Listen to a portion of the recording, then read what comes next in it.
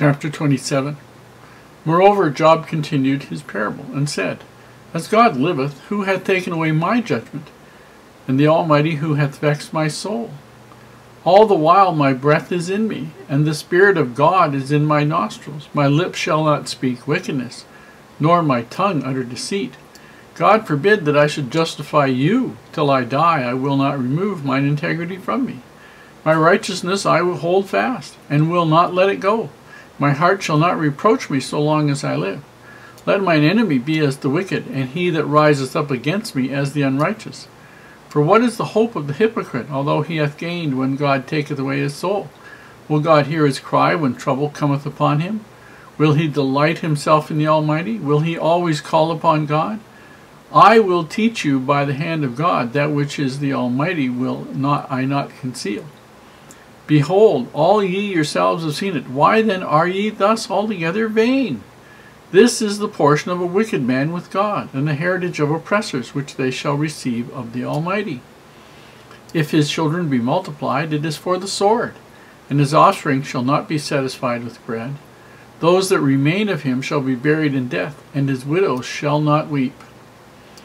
Though he heap up silver as the dust, and prepare raiment as the clay, he may prepare it, but the just shall put it on, and the innocent shall divide the silver. He buildeth his house as a moth, and as a booth that the keeper maketh. The rich man shall lie down, but he shall not be gathered. He openeth his eyes, and he is not. Terrors take hold on him as waters.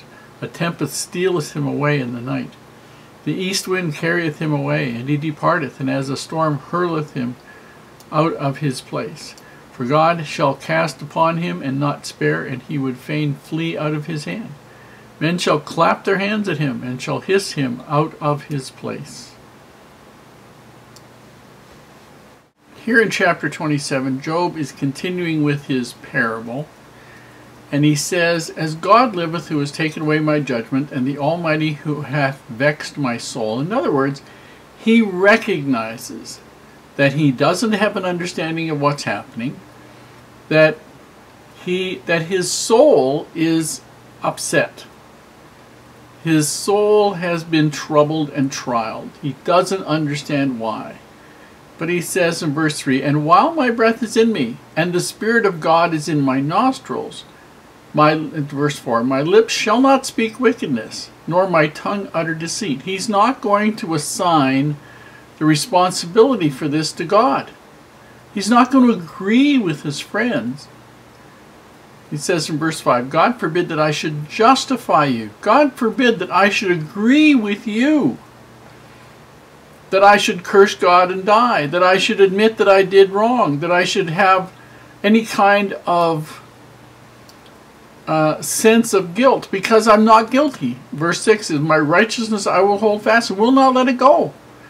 My heart shall not reproach me so long as I live. He knows he has been righteous. Let my enemy be as the wicked, and he that rises up against me as the unrighteous. So he's telling his friends,